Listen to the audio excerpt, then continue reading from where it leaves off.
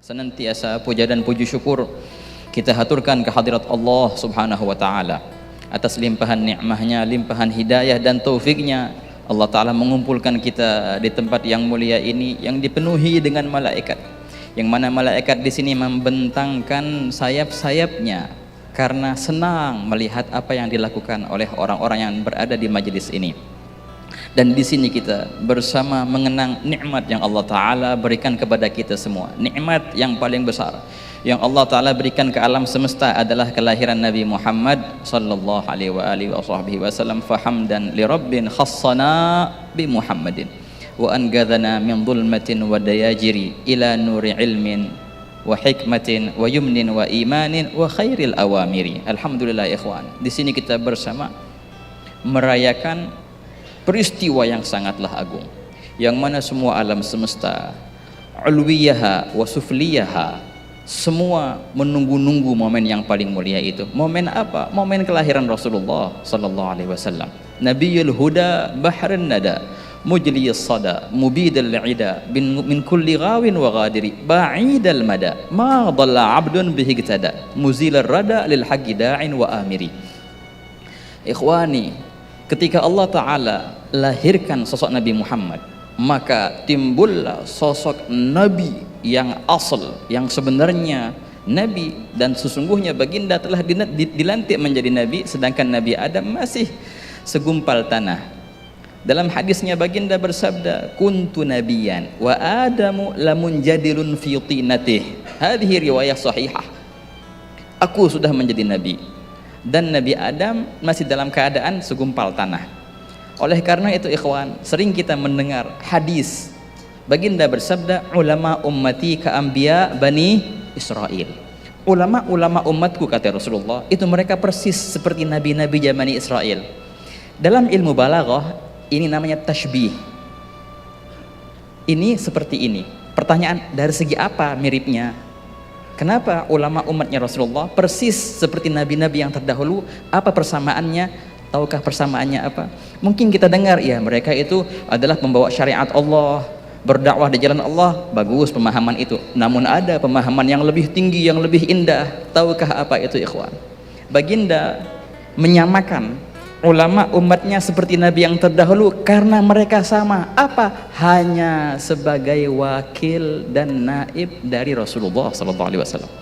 Nabi Adam, Nabi Nuh, sampai Nabi Isa, mereka hanyalah wakil, mereka hanyalah naib. Buktinya Allah Ta'ala nyatakan di Al-Quran. Allah Ta'ala ambil janji dari tiap-tiap nabi.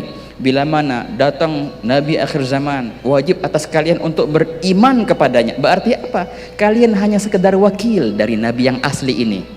Begitu pula ulama di umatnya Rasulullah SAW sebagai apa? Sebagai wakil dari Rasulullah SAW. Nah, ini adalah wajhus syabah antara para anbiya yang terdahulu dan ulama di zaman Nabi Muhammad SAW. Ketika Allah Ta'ala munculkan sosok yang mulia ini, maka terhimpunlah kenabian zahir dan batin, khilafah zahirah wa batinah. Dengan apa? Dengan lahirnya Rasulullah sallallahu alaihi wasallam. Semulia-mulianya waktu yang pernah dialami oleh bumi ini, masa ketika baginda berjalan di atas bumi ini. Wahai kata ikhwan, yang mana masa itu Allah Ta'ala menggunakannya sebagai bahan sumpahannya. Dan Allah Ta'ala tidaklah bersumpah melainkan dengan perihal yang agung. Allah Ta'ala berfirman, la'amruka innahum lafi sakratihim ya'mahun. La'amruka, demi umurmu wahai Nabi Muhammad. Demi umurmu, iya demi umurmu, karena umurmu itu adalah waktu yang paling mulia di bumi. Dan umur baginda dimulai dengan apa? Dengan kelahiran Rasulullah sallallahu alaihi wasallam. Zaman yang paling mulia zaman Rasulullah. Tempat yang paling mulia ya tempat Rasulullah. Kenapa Mekah menjadi mulia? Karena Ka'bah? Enggak. Mekah lebih menjadi mulia. Kenapa? Karena Mekah tempat kelahiran Nabi Muhammad SAW. Madinah menjadi mulia karena apa? Karena Madinah tempat tinggal baginda SAW. Al-Imam Ibn Abdul Bar yahkil ijma', menceritakan sepakat ulama, sepakat tak ada khilaf dalam masalah apa? Bahwasanya tempat yang paling mulia di alam semesta sejagat raya ya ikhwan.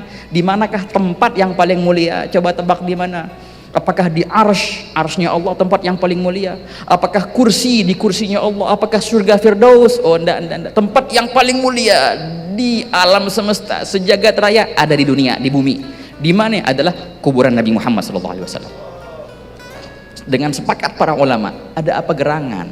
Tanah yang biasa, iya, tanah yang biasa itu lebih mulia daripada kursi dan arsy. Betul. Kenapa? Karena berdampingan dengan jasad yang paling mulia sallallahu alaihi wasallam.